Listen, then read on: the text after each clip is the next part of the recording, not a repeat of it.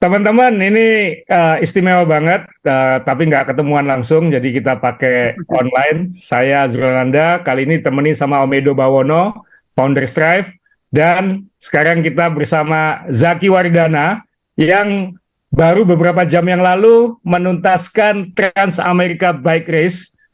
Jadi orang Indonesia pertama yang menyelesaikan rute dari Laut Pasifik ke Laut Atlantik, membelah Amerika, 6.720 kilo tulisannya, kemudian dalam waktu 20 hari. Dan dia finish di urutan 5 besar. Jadi bukan sekedar jadi orang Indonesia pertama, tapi finish 5 besar. Dan ini saya sama Om Edo, kita flashback dikit. Dulu waktu Zaki ikut Bentang Jawa, saya sama Edo sering kontakan, kita sama-sama nggak yakin ini orang asli apa enggak, ini orang beneran atau bukan, saya atau tidak, ya nggak Dok? Iya. Terus, kenapa? Kita mikirnya robot kali ini. Terus kemudian kami undang ke Surabaya, begitu finish di Banyuwangi, kita masukin podcast, wawancara, ternyata orangnya real banget, asli banget, otentik banget. Ini orang asli, otentik, unik, aneh, hebat. Dan kemudian saya langsung kontak Edo, Dok, ini orangnya real. Langsung dieksekusi sama Edo. Dok, kesan pertama dulu gimana, Dok?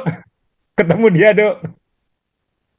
Wah, kesan pertama Saki, orangnya lucu banget ya, ngomong bentar terus dibawa happy terus, kan kelihatan tuh di sepanjang perjalanannya. Di karaokean, terus setiap kali ada ketemu sungai langsung di compare sama sungai di Indonesia. Dan ini Zaki, pertanyaan pertama paling standar.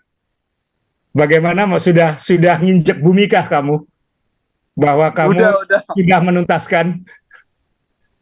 Udah Mas, udah menginjak bumi. Terus sekarang kayaknya karena tiap hari diajar kafein ya, jadi dia butuh kafein ini sekarang. Ya apa namanya, mencari kafein. Jadi sebagai informasi teman-teman, Zaki finish di Yorktown, Virginia itu hampir jam 4 pagi ya, sekitar jam 4 pagi. Iya, hampir jam 4 Mas, iya. Ya, dan itu waktu Amerika Timur, jadi jam 3 WIB, sore Minggu.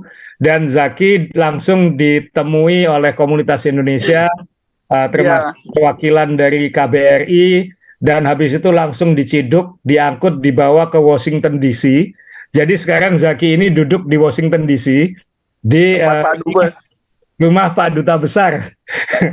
Jadi terima kasih sudah menjemput Zaki, Pak Duta Besar, dan kayaknya nanti akan dijamu di situ beberapa hari. Jadi bisa istirahat dengan tenang, dengan lebih proper, bisa wisata juga di situ.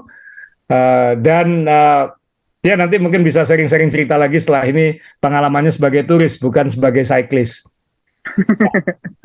Nah Zaki, minta tolong, dulu pertama kali daftar Trans America itu bagaimana? Kan aslinya bukan daftar itu kan, waktu kita diskusi sama Edo juga itu. Betul, awalnya daftarnya transkontinental Mas. Udah bayar 50 euro, dikasih esai 50 lembar, terus dikasih pertanyaan, model pilihan berganda gitu, nungguin 1 bulan, ternyata kagak diterima sama mereka. Kan asem banget. Akhirnya jeda waktu 1 hari, saya lihat ada Trans America masih buka pendaftaran. Ya udah saya coba apply, kirim email, malah nggak pakai cang-cincong, 2 hari email langsung dibales. Bayangin ya, kalau transkontinental nih belagu, orang-orang Eropa nih, pesertanya doang banyak, tapi kayak begitu sistemnya di lotre. Nah sebetulnya waktu itu bisa, karena kan dapat support dari Apidura lewat jalur sponsor, cuman saya udah keburu males. Karena sebetulnya pengen ikut Trans America ini sebetulnya tahun depan Mas, karena nggak mau jaraknya itu terlalu jomplang dari 1.500 kilo ke 6.800, 6.700. Pengen ada yang di tengah-tengahnya dulu lah, kayak transkontinental gitu, yang 4 ribuan jaraknya. Ini ya udah mau nggak mau Bismillah langsung lompat ke yang 6.800. Dok, jodoh kan Dok? Mending dia ke Amerika nggak? Iya dong, banyak. Karena kami berdua kan, saya sama Mas Asrul kan juga bekas student di Amerika ya. Jadi bisa Betul Mas. ya. Jadi Dan ternyata di sini lebih enak. Jadi satu bahasa aja. Mungkin kalau di transkontinental lu bahasa Inggrisnya nggak jelas juga mereka malah makin nggak ngerti kan. Kalau di sini bahasa Inggrisnya seadanya mereka masih ngerti, masih bisa terima gitu loh, apa? Masih bisa oke, diajarin, dikasih tahu, helpful lah. Kalau di Eropa nanti kagak ngerti kita tambah bingung kan, berabe gitu. ya, dan enaknya memang tadi Edo benar, kita kan networking kita di Amerika juga lebih enak gitu. Jadi ketika kamu nyampe di pantai barat ada jalurnya kan. Kita Betul harus ya terima Mas. kasih nih kan ke Mbak Nani, Mbak Ya, Mbak Nani, Mbak Vivi, Mas Budi. ya, Mas Ben. Jadi teman-teman di Seattle itu yang menjemput Zaki, menyiapkan Zaki, mengorientasi Zaki secara kilat tentang Amerika. Habis itu Zaki dilepas ke Astoria gitu. Nah, kemudian kita bikin grup. Jadi teman-teman mungkin sebagai informasi, kita ada grup WA yang ada Zaki di situ, ada Om Edo, ada saya, ada teman-teman yang di Amerika juga yang ikut bantu, ya berusaha bantu dan tidak mengganggu Zaki. Jadi kalau ada apa-apa, karena kita mungkin ada yang pengalaman dengan jalur itu, kayak Mas Budi kan apal yang di Wyoming seperti itu, Edo Kentucky apal, saya Kansas, Colorado misalnya kayak gitu. Jadi sedikit-sedikit bisa bantu walaupun kita nggak tahu rutenya seperti apa kayak gitu. Jadi ya untung jodoh lah Ki kamu di Amerika karena lebih networking lebih dapat dan sampai finish dijemput KBRI juga, jadi lebih enak semuanya gitu. Kalau di Eropa kan beda negara, beda bahasa, nanti nyampe nggak jelas juga. Kayaknya memang udah jalannya untuk datang ke negara ini Mas, takdirnya lah, takdir yang membawa ke sini. Ya, waktu pertama berangkat apa itu yang kan kita tahu Edo sama saya tahu kamu tuh ada polosnya gitu. Kita mau menjelaskan kamu tentang Amerika pun kamu harus jalanin sendiri kan kayak gitu kan. Nah, ketika kita runtutin deh. Kamu mulai dari Astoria, dari Seattle, Astoria, kemudian bagian awal itu seperti apa? Saya sebetulnya di prank nih sama Mas Azrul sama Mas Edo. Karena ngomong aja apa suasananya hangat lah, apalah summer, apa datang ke Seattle aja 1-2 hari kedinginan Mas. Gimana itu kedinginan? Cuacanya yang lagi nggak beres karena kamu musim panas emang, cuman cuacanya. Musim panasnya di sini tuh bulan Juli sampai Agustus baru musim panas. Juni itu katanya baru peralihan, cuaca nggak jelas itu. Nggak enak hujannya ya Ki, Zak ya? Ampun dah kalau udah kena hujan itu. Ya jadi ceritanya datang ke sini ke Seattle dulu diorientasi 2 hari. Terus ya itu bingung. Pertama datang sempat goes tuh, gaya-gaya orang Indonesia lah, nggak usah pakai pakai jaket satu. Ternyata suhunya dingin sekali tuh, 8 derajat. Bayangin keluar dari rumah 8 derajat. Saya sampai menderdek gitu hari pertama, hari keduanya malah sakit. Kalau Seattle itu yang ngeprank John Bumi Harjo karena dia lulusan Seattle. saya California sama Kansas, kalau Edo Kentucky. Jadi yang salah nih John Bumi Harjo, yang salah ngasih tahu di Seattle. Tapi startnya lancar ya, waktu di Astoria sampai kira-kira sampai Montana itu masih aman-aman aja kan, masih relatif standar kan ya? Iya, jadi hari pertama, hari kedua itu cuacanya bagus sekali karena dari beberapa cerita peserta sama yang dot watchernya itu bilang waktu tahun lalu hari pertama sampai hari ketiga itu full hujan daerah Oregon itu. Jadi dari awal start peserta udah dikasih hujan lah. Nah kalau yang ini cuacanya agak-agak aneh gitu loh. Hujannya di akhir-akhir. Yang tadinya daerah Virginia pas finish itu harusnya suasananya hangat. Ini malah hujannya nggak nanggung lagi. Nah, kan kita waktu itu sempat warning ya Do ya, hati-hati di Colorado karena kamu di ketinggian segala macam. Iya. sempat berasa ngeri nggak? Dalam artian di ketinggian 3.000-an itu kan cuacanya punya cuaca sendiri gitu, dan kita nggak tahu Betul. lewat bagaimana. Ya itu saya hampir mati di situ. Jadi apa namanya, pas lagi nanjak mau ke arah Colorado-nya itu, kan masa transisi sekitar ketinggian 2000-an itu. Tiba-tiba hujan, Mas. Hujan es. Jadi hujan es bener-bener es gitu. Itu habis itu maju lagi. Saya kan udah pakai gearnya kan gear seadanya. Artinya ya nggak pakai shoes cover. Terus sarung tangan juga sarung tangan yang puntung. Jadi nih tangan, kaki, sama betis, paha semua udah mati rasa. Jadi cuman ketolong yang di badan ini aja udah. Jadi selama 3 jam itu begitu. Kehujanan di daerah Colorado itu, makanya saya sebel banget kan sama daerah Colorado. Udah jalannya rusak, patah-patah begitu. Habis itu cuacanya nggak jelas. Kita kita dikasih hujan es begitu. Jadi ya udahlah, paling ampun di Colorado udahlah. Edo juga pernah hilang tuh di Colorado tuh, tanya istrinya. Percaya. Kamu naik kemana waktu itu, Dok?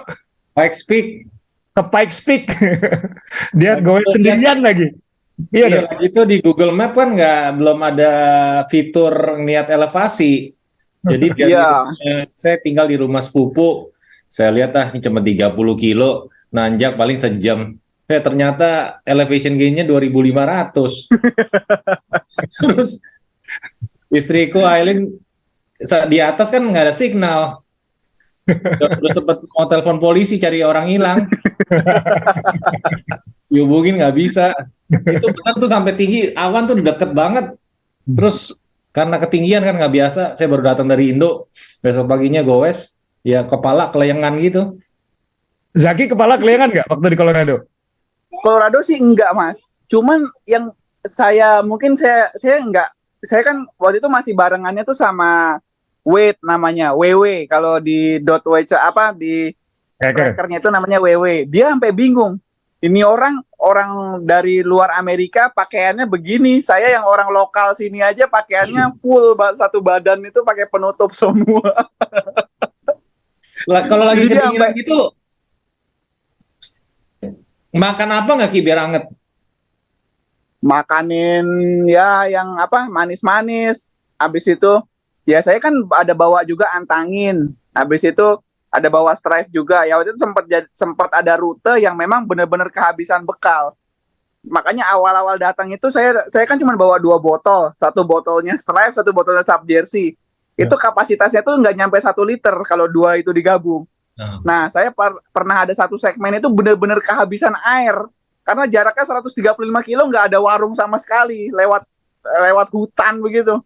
Wah, saya sampai minta tolong ke Taman Nasional, Mas, minta air. Nah, itu bedanya, deh. Jadi lain kali kalau ada teman-teman yang ikut kayak Zaki, misalnya kok orang lokal aja bajunya tebel-tebelan lengkap, ini ada orang dari Indonesia bajunya biasa aja, kok aman? Karena orang Indonesia bawa antangin, tau nggak? Dia nggak masuk angin. Di Amerika nggak ada antangin. belum ada yang distribusiin. Nah, habis itu kan kamu turun dari Colorado ya kan? Turun, kemudian di Kansas. Kansas kan musuhnya angin. Nah, aku kan memang SMA-nya dulu di Kansas. Aku lihat, waduh, Zaki ini bukan jalur yang utama, bukan jalan yang utama. Kamu dilewatin jalan bawahnya yang lebih kecil. Nah, kamu ngelihat jalannya lebih rusuh, karena kamu nggak ngelewatin jalan umum gitu. Nah, kalau di Kansas kan waktu itu di grup kita bilang kan, Zaki nanti begitu di Kansas kamu udah merdeka dari hujan segala macam, tapi anginnya bagaimana? Nah, itu yang di Kansas, itu orang Kansas nih nggak ada adabnya juga, Mas. Jadi banyak yang kejadian loh, cyclist mati ditabrak di Kansas. Yang sekarang aja, yang kasus sekarang, 1 orang masuk rumah sakit ditabrak di kejadian ini. 2 tahun lalu meninggal 2 peserta Trans Amerika ditabrak di Kansas. Jadi di Kansas ngeri banget. Iya. Di Kansas barbar semua orangnya itu kalau naik mobil. Karena terbuka, lurus, panjang, nggak ada apa-apa kan ya? Betul, iya. Jadi resiko ketabrak di Kansas itu besar sekali. Terus abis itu nggak ada jalur sepedanya juga kan. Jadi kita harus agak-agak mepet. Agak-agak mepet ke samping gitu loh. Sementara di sisi yang sini itu jalannya gerinjal-gerinjal gitu kan, yang memang buat kayak tujuannya apa gitu, pokoknya yang dia berlubang-lubang gitu. Untuk ngingketin mobil kalau keluar jalur ya, kayak gitu. Betul, iya, itu tujuannya. Di Kansas itu saya pernah kena tornado. Jadi waktu itu tiba-tiba kan pertama cuman hujan biasa. Nah, kata orang sekitar, nih di depan ada angin loh, hati-hati loh kamu, dibilang gitu. Terus saya pikir kalau saya berhenti nanti makin lama sampainya. Udah saya nekat aja tuh waktu itu. Orang lokal udah ngingetin. Pokoknya kamu mau ke sana kan? Iya Pak, jangan ke sana nih, lihat nih di HP saya nih anginnya begini. Ya udah, pas saya ke sana, ternyata jalan 30 kilo ke depan itu tiba-tiba hujan tapi angin yang paling kencengnya itu angin. Jadi sepeda itu cuma bisa jalan 14-15 km per jam. Jadi gila, makanya waktu itu saya sampai kirim voice note ke grup kan. Ini nggak bener ini event begini nih, udah mau mati rasanya. Ya, Kansas itu teman-teman sebagai informasi, Kansas itu pusat Twister ya. Kalau kita ingat film Twister itu Kansas, Oklahoma. Itu memang pusatnya. Makanya banyak kincir angin di sana untuk tenaga angin listrik. Nah, Edo dan saya tahun lalu waktu Unbound, kita masalahnya nggak ngelihat handphone. Edo telat ngelihat handphonenya. Jadi kita goes, kena angin, terbanting-banting, baru Edo buka handphone. Oh iya, ada peringatan angin, katanya begitu. 80 km per jam anginnya lagi itu. Ya, mungkin teman-teman bisa lihat di Main Sepeda episode tahun lalu yang Unbound Twister judulnya. Ya, itu yang dirasain Zaki juga kemarin. Iya, udah nggak bisa maju, mundur nggak bisa, berhenti salah, udah pokoknya udah cuman bisa berdoa aja. Udah. Itu yang hampir mati kedua berarti. Itu hampir mati kedua yang di Kansas itu kena angin. Habis itu kamu masuk Missouri. Iya, Ozark. Mbak Nani ngingetin, kamu masuk ke Ozark ya? Yang apa? Naik turun. Itu insinyurnya nggak bener itu. Harus panggil insinyur Indonesia aja. Bikin jalan kok begitu, dinaik turunin begitu. Udah langsung aja dipelurusin. Itu capek banget pasti kan ya? Itu yang paling melelahkan kan? Karena kan bukan, kalau teman-teman antisipasinya rolling kan, turunannya dibandulin naik. Ini kan nggak naiknya tuh nanjak. Habis itu Betul. Jadi gigi hiu kan sebenarnya kan ya? Iya, jadi kalau di Indonesia senang ya kita ketemu yang begitu. Karena cuman ketemu paling 1-10 kali. Lah di sini ratusan kali, Mas. Saya yang senang tanjakan aja akhirnya sampai, aduh, ini tanjakan nggak habis-habis ini tanjakan tok isinya, naik turun sampai paha itu pedes melulu gitu loh bawaannya. Ngeri itu di daerah Illinois itu sama daerah Kansas itu modelnya begitu kan. Ya, di Missouri itu endingnya Kansas sama Missouri. Ya. Kemudian kamu masuk ke wilayahnya Edo. Yang kamu bilang cari Kentucky. Oh iya, Kentucky. Kira stop nggak ke Kentucky Fried Chicken? Nggak ada yang jual ayam, Mas, di sana. Yang ada jual ayam malah di daerah Virginia itu, ayam-ayamnya gede-gede semua ya kan. Di Kentucky-nya malah saya tanya nggak ada yang jual ayam. Nah, Zaki, hari terakhir lah, kita langsung ke hari terakhir sebelum kita ngobrolin soal pengalaman yang aneh lain. Jadi tadi kan hampir mati sekali kena di Colorado, hampir mati kedua kena angin di Kansas, hampir mati yang ketiga yang mana nih? Yang kemarin ini. Hari terakhir? Iya, hari terakhir. Ini kan ceritanya kan, saya seneng nih, karena di belakang nih udah gelap-gelap gitu kan. Nah, maksud saya kan di belakang saya itu kan ada Andrew, si AB. Andrew Baker, wah, nyaho nih orang kena hujan nih di belakang. Ternyata sama panitia itu rutenya kayak dibelok-belokin lagi. Sebetulnya kan ke arah timur. Nah, cuman sama panitia itu dilewat-lewatin kayak countryside-nya. Tetap memang ujungnya ke timur, tapi dilewatin ke utara dulu, selatan dulu. Jadi saya nggak bisa kabur dari awan yang gelap gulita itu. Akhirnya pas udah mau menuju ke kota, masih sekitar 15 dari kota itu, akhirnya bener-bener kena hujan deras banget, Mas. Bener-bener paling deras itu seumur-umur ikut ini yang Trans Am ini. Wah, kacamata udah nggak bisa lihat. Saya masih di tengah-tengah hujan, ya kan, jalannya agak-agak rusak gitu di countryside. Aduh, udah akhirnya ada gereja. Saya nepi ke gereja dulu, ternyata dikunci gerejanya. Dikunci, nggak bisa masuk. Aduh, udahlah. lihat di peta 15 kilo ke depan. Ya udah akhirnya pelan-pelan hujannya akhirnya hilang. Ya itu akhirnya baru ketemu dot watcher yang nungguin di pinggir rel kereta itu. Dia bilang tracker saya masih di gereja sana, belum update lagi. Makanya dia kelewatan gitu. Itu Jadi, dot, sorry Dok, ya Dok. kalau dot watcher itu tuh bagian dari panitia atau gimana sih?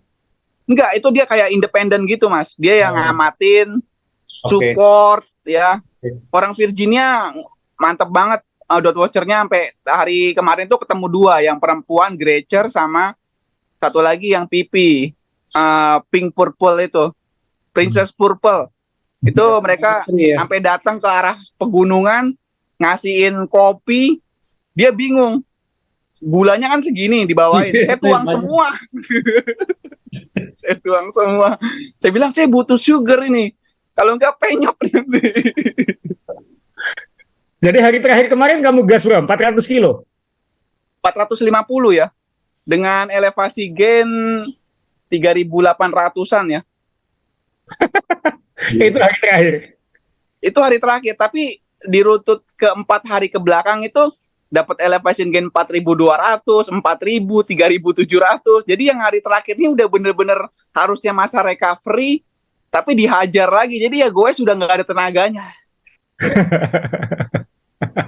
Ketika sampai finish, perasaannya gimana tuh?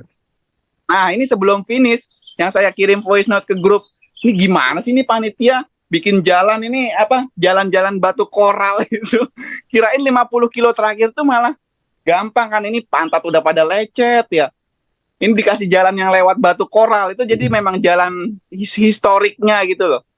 Jalan khusus. Kobel namanya, iya. Iya, anjrit lewat situ. Aduh, ampun dah. Akhirnya 15 kilo terakhir saya berhenti dulu kan itu. Ngeluarin headset, dengerin lagu lah udah. Habis itu baru jalan lagi. Saking udah nggak bisa ngontrol lagi pikiran itu. Sakit semua Mas, itu di tangan semua, di pantat itu semua.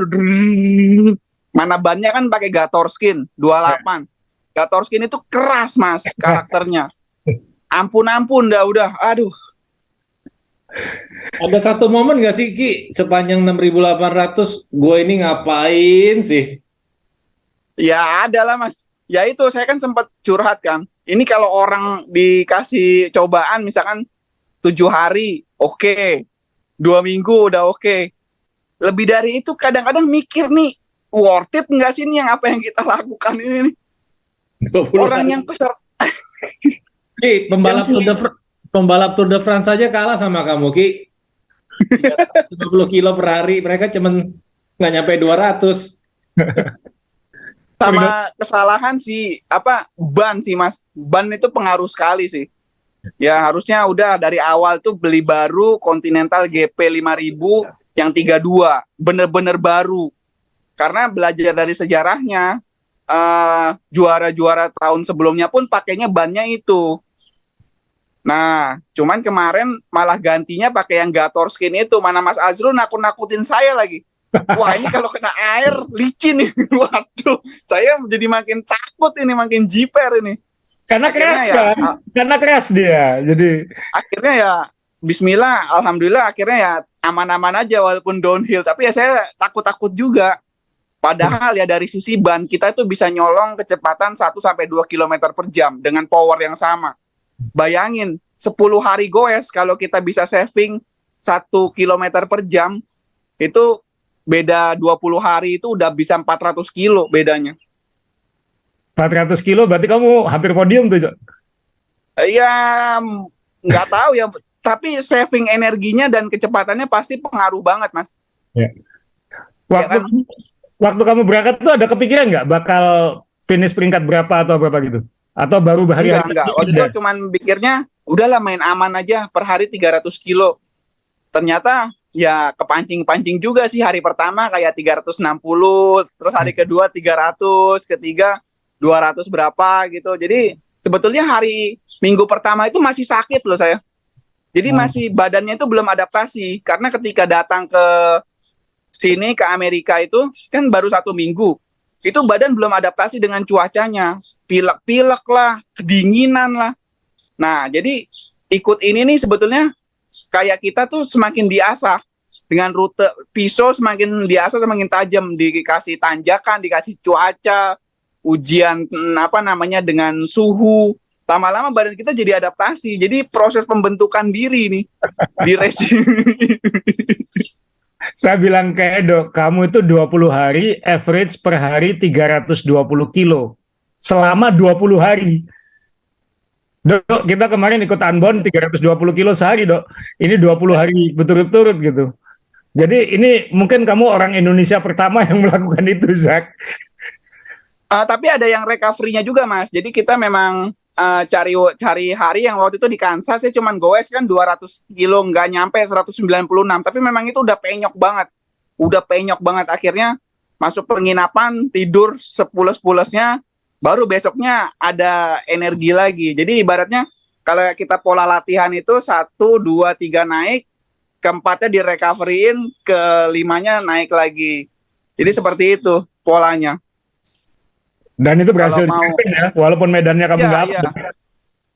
Jadi ya itu, tapi ya nutrisi penting banget sih, kayak Herba Mojo gitu membantu saat kita pagi-pagi sebelum start sama malam sebelum tidur, harusnya bawa lebih banyakan. Jadi pas di tengah-tengah juga bisa konsumsi. Nah, inilah kamu bawa pembuktian barang-barang Indonesia lah ke sana ini. Sama kayak saya bingung sih kalau udah masuk pom bensin ya. Masuk pom bensin nih, saya celingak-celingoknya. Mungkin kalau peserta lain masuk pom bensin gercep, ambil ini itu bayar langsung jalan lagi. Oh, saya celingak-celingu apa gitu, apa yang mau diminum. Jadi makanya berhentinya lama. Berhentinya di pom bensin itu bisa habis waktu sekitar 20 sampai 30 menit. Makannya juga harus duduk gitu loh. Makan duduk. Nah itu yang kata Saki bilang lagi itu bedanya sama yang juara ya, mereka efisien ya di pit stopnya ya. Pas lagi di Efisien, stop, iya. Per hari saving 1 jam aja. 1 jam itu taruhlah 1 jam. setara 20 km per jam. Dikali 10 hari udah 200 kilo bedanya. Wah, Itu dari sisi saving waktu ya. Iya, kalau saat di supermarketnya Saki 2 jam, mereka cuma sejam kan, sehari 1 jam kali 20 jam sehari. Bedanya sama si nomor 3. Ya, Jadi- tapi yang memang nomor 1 sampai nomor 3 itu pengalaman sih, Mas. Iya. Pengalaman di race ini, sama yang nomor 4 juga Pavel, siapa? Nomor 4 itu dia pengalaman transkontinental juga ikut. Yang nomor 4 itu kalau nggak salah, dia polanya itu 20 jam goes, 4 jam tidur. Tiap hari begitu katanya Mas Pandu. Oh. Jadi dia mau tidur dimanapun udah siap. Jadi tidur di kantor pos, tidur di rumah warga.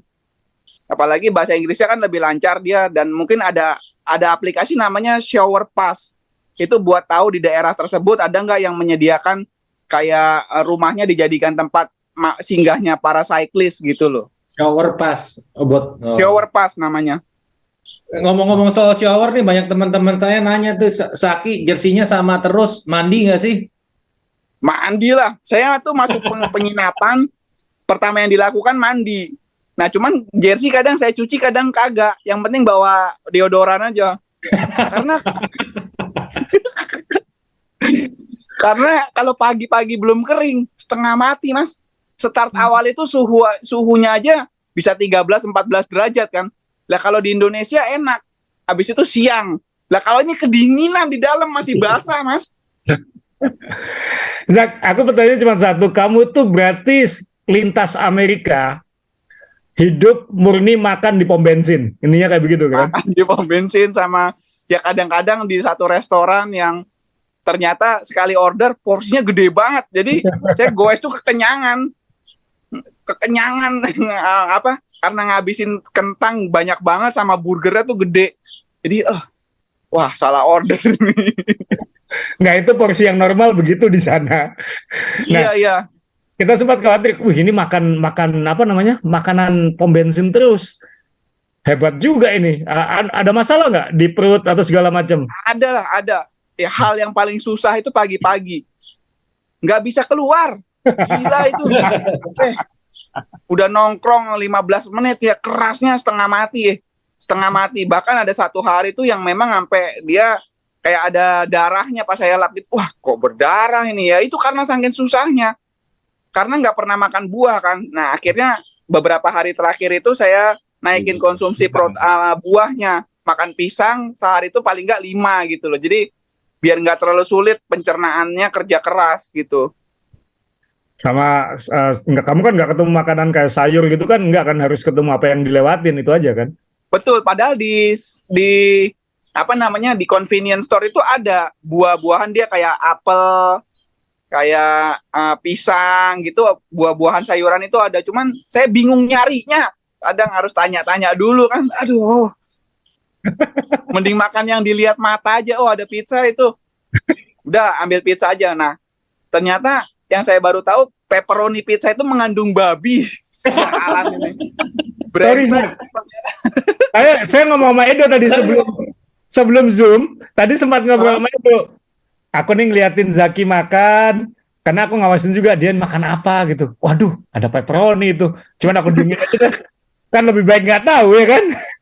Iya, saya nggak tahu, sampai ada yang DM, Mas Jaki itu pepperoni pizza biasanya di sini mengandung babi, beda sama di Indonesia. Habis itu saya udah nggak mau makan pizza lagi, kecuali makan di Subway yang pizzanya memang dia bikinin pakai taburan daging beef gitu loh, jadi yang custom.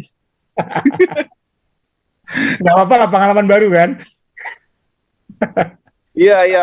Saya waduh, nggak usah dikasih tahu dulu deh. Yang penting dia finish dulu begitu.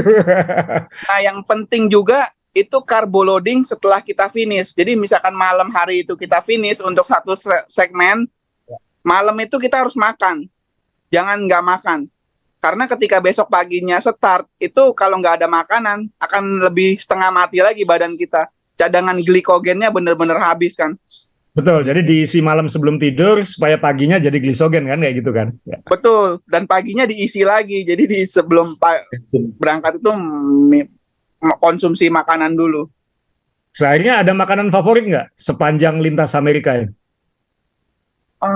Di 7-Eleven sih, sama Circle K itu donat-donatnya enak loh. Sama biasanya ini hot chocolate. Hot chocolate-nya itu saya masukin ke bidonnya Stripe itu. Jadi beli yang large, masukin, minum dikit dulu, baru tambahin lagi, baru masukin situ. Jadi nggak mau rugi. Ya, di grup sempat diingetin hot coklat kalorinya banyak tuh gitu, sama hangat. Iya, itu gulanya tinggi banget itu. Jadi dia Laut Pasifik, Laut Atlantik, kita tinggal bertahun-tahun di Amerika nggak pernah melakukan itu. Dan yang ditanya makanan favoritnya apa? Donat sama hot coklat. Ya belum. Moga-moga nanti kan kamu ada waktu sekarang. Jadi minta tolong real food lah, makanan Indonesia, makan apa di Washington DC banyak gitu, kayak gitu. Iya. Razak, satu lagi nggak? Pertanyaan Razak, waktu kamu itu ada buah. Waktu kamu finish kan banyak teman-teman dari Indonesia itu. Waktu kamu finish, kamu kan, aku nggak yakin kamu tahu ada teman-teman di sana, walaupun di grup dikasih tahu kan. Aku nggak tahu kamu baca grup atau nggak waktu gowes. Cuman kan banyak yang nungguin. Waktu itu kamu antisipasinya gimana lihat teman-teman Indonesia itu? Saya kan yang pas udah sekitar 150 kilo terakhir tuh udah bener-bener penyok itu Mas. Ngantuk sekali ya bawaannya. Udah cuci muka, udah dihajar kafein, nggak bener-bener ngantuk gitu loh. Karena polanya kan selama ini kan nggak pernah bergadang selama itu kan. Nah akhirnya 150 kilo terakhir itu ya udah sama sekali nggak ngecek grup ada orang WA apa, saya cuman baca doang, habis itu udah males gitu. Jadi bener-bener cuman survival mode aja. Ya terus dikasih malah 50 kilo terakhir, kirain dikasih rutenya flat gitu. Ternyata masih rolling-rolling begitu, dan batu koral itu yang sakit di pantat, udah pantatnya udah pada sakit lagi. Aduh, ampun dah ini panitianya. Untung panitianya nih udah pernah nyoba rutenya ya. Kalau belum pernah saya omelin juga ini panitianya. Terus ketika ngelihat teman-teman Indonesia bagaimana? Kan banyak orang yang nungguin kamu tuh dini hari. Iya, kaget juga mas saya. Kok banyak banget yang datang nih. Padahal peserta lain aja mungkin nggak ada yang dampingi dari negaranya kan. Saya salut banget sih dengan kekompakan negara Indonesia ini ya. Jadi luar biasa. Jadi sampai sedih lah. Supportnya begitu luar biasa banget. Berkat doa teman-teman semua, sampai saya ada yang ngasih donasi juga. Dan ya saya banyak berterima kasih lah. Tanpa kalian semua saya nggak ada apa-apanya lah di sini. Nggak bisa sampai sejauh ini. Ini semua berkat dukungan dari semua pihak. Apa yang saya lakukan ini saya cuma eksekusi di lapangan, tapi semua support sistemnya ya dari kalian semua. Nah, Zak, kalau misalnya dari pengalaman ini, satu, aku nggak yakin, kamu kan pasti pengen yang lain lagi kan, bukan yang ini gitu. Nah, kalau ada yang pengen ikut, kamu ada tips apa? Selain memang latihannya ya? Selain latihannya, ini apa ya? Tipsnya ya nekat aja. Nekat tapi prepare dengan pakaian yang digunakan, itu aja sih. Ya. Karena cuacanya di sini, cuaca bisa berubah dalam sekejap, bahaya. Dangerous, beautiful. Dangerous. Tapi dari semua tempat yang kamu paling berkesan mana? Nggak usah ngomong siksaan ya, yang wow ketika kamu lewat itu. Virginia, Mas. Malah Virginia itu, ya, orangnya, jadi kalau kita lagi uphill, mereka nungguin sampai kita naik selesai. Kalau kita udah kasih tangan, suruh duluan. Tapi mereka nungguin sampai kita selesai uphill, baru dia nyalip. Gak kayak di Kansas, barbar. Kayak di Dalkot ya, julid-julid ya kalau di Kansas ya. Iya. Mana di Kansas itu rutenya itu bener-bener lurus tok. Gak ada apa, lurus tok. Apa? Gila, membosankan sekali itu. Ya, makanya Superman landingnya di Kansas. lurus, nggak ada belokan sama sekali, ratusan kilo itu Kansas ya. Iya. Jadi ya kalau dibandingin sama di Indonesia kan memang beda banget ya. Di Indonesia tiap 100 meter ada warung. Di sana berapa kilo kamu nggak ketemu? Iya, jadi harus bener-bener well planned. Artinya begitu ada kesempatan, kalau bekal udah menipis, sudahlah sebaiknya diisi aja daripada nanti di depan nggak ketemu lagi. Bahaya di sini. Itu botol 2 itu benar-benar membantu banget sih. Saya tuh beruntung dihadiahin sama toko sepeda di Sister. Itu dikasih 2 botol, itu penyelamat saya itu. 2 botol.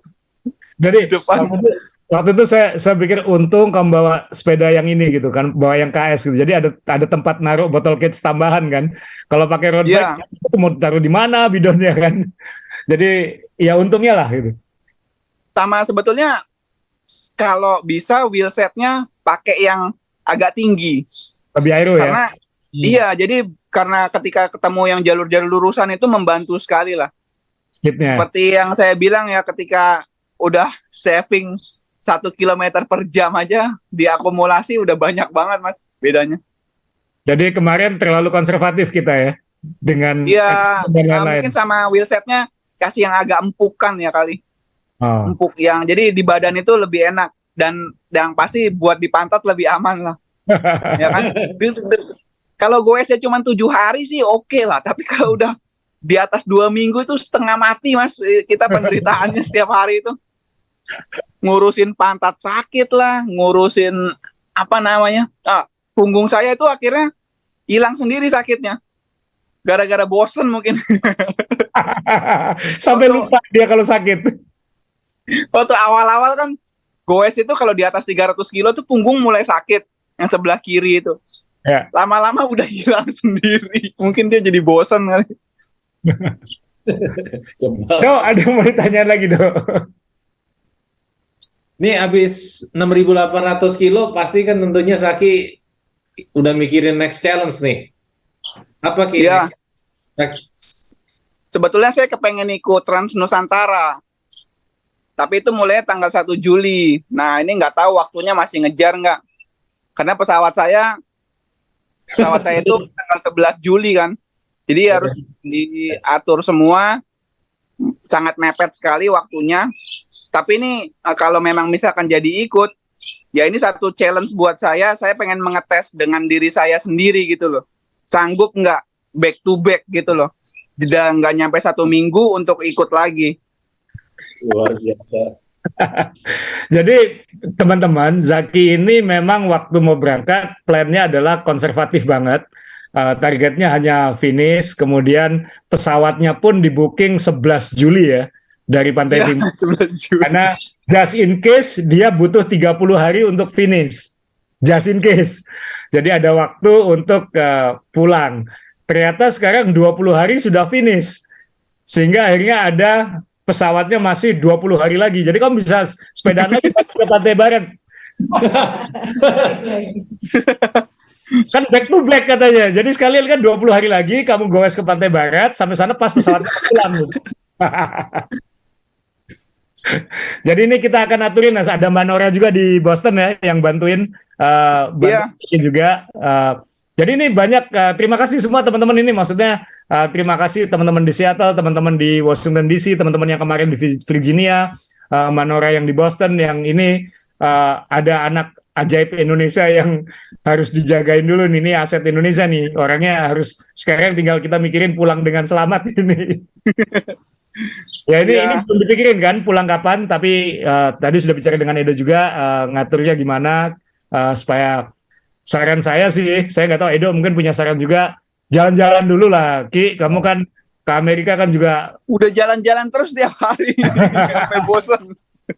Haruslah ke DC, itu kan ibu kota. Ya, Washington besok DC. Mau goes bareng sama teman-teman komunitas di sepeda di DC ini besok sore.